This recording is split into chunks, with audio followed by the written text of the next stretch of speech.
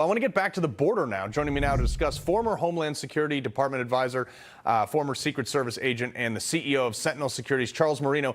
Charles, I want to go into this. I guess I'd call you Chuck because you've been on quite a few times now. So enough fentanyl came across the southern border to kill 41 million people. It would kill roughly geographically a third to a half of the United States population in middle America. So at that point, why are we not taking this a little bit more seriously?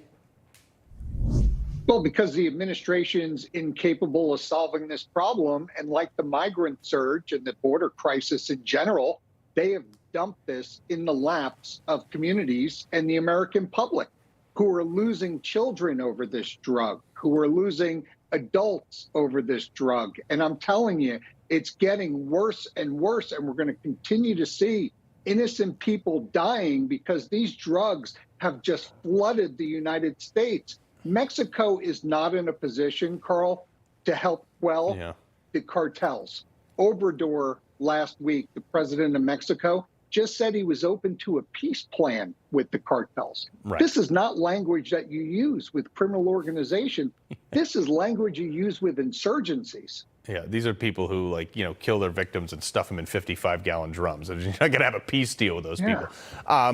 But today, actually, acting ICE Director Tay Johnson announced he's retiring at the end of the month. Just last week, we learned that Border Patrol Chief Raul Ortiz is also retiring at the end of the month. Is it a coincidence? Are they just saying, hey, guys, you're not letting me do my job and you're not taking this seriously? I don't want to be a part of it? Yeah, I think what we have are civil servants that got to their retirement age and punched out as soon as they could. We saw it with the Border Patrol Chief. We see it with ICE. Look, they know they haven't been allowed to do their jobs since this administration came in office. I mean, what kind of budget do we see when they tell law enforcement agencies under DHS that they actually can't spend money to enforce the immigration and border laws of this country?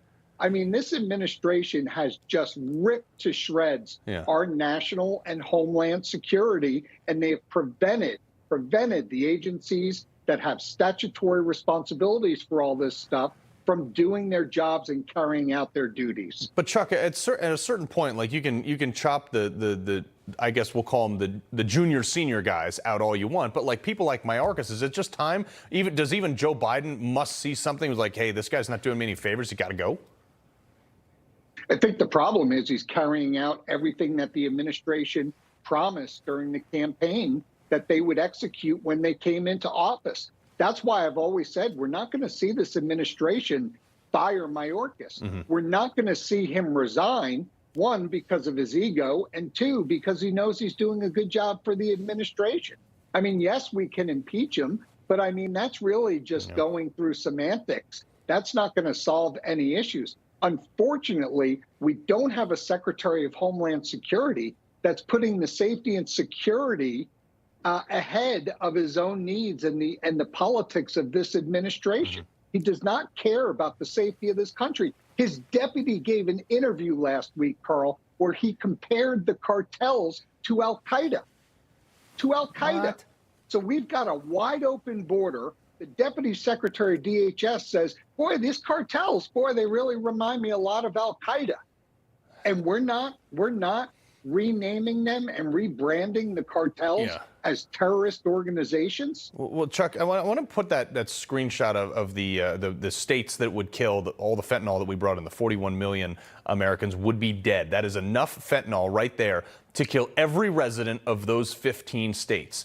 That at some point has to resonate, especially with every parent in America, at least, no? Oh, I think, look, there's a reason why over 60% of voters think this is going to be a substantial issue in 2024. And it should. People better wake up. This is not only changing the dynamics of the way your communities are going to operate, but it's also going to, I mean, I've got my children. I've got to speak to them about this every single day to make sure to watch what they're touching. Watch what their friends are doing. I mean, this is really taken over and created conversations that we need to have with our kids, which are completely unnecessary and caused by this administration. They're really good at causing a crisis. Yeah. You got to give it to them there. They're not so good at solving them. And there's no, I mean, like the drug cartel, they have like submarines and stuff like that. You're not going to like have a peace deal and be like, oh, this is not, these are not kid gloves. They've got so much money right now. Yeah. I'm telling you. And if we don't think that all of that equipment that we left behind in ammunition is going to make its way to the cartels through the black markets, we better think again and wake up. Yeah, that'd be real bad. Chuck, we got to leave it there. I appreciate you coming on, sir. All right, Carl. Good to see you. All right.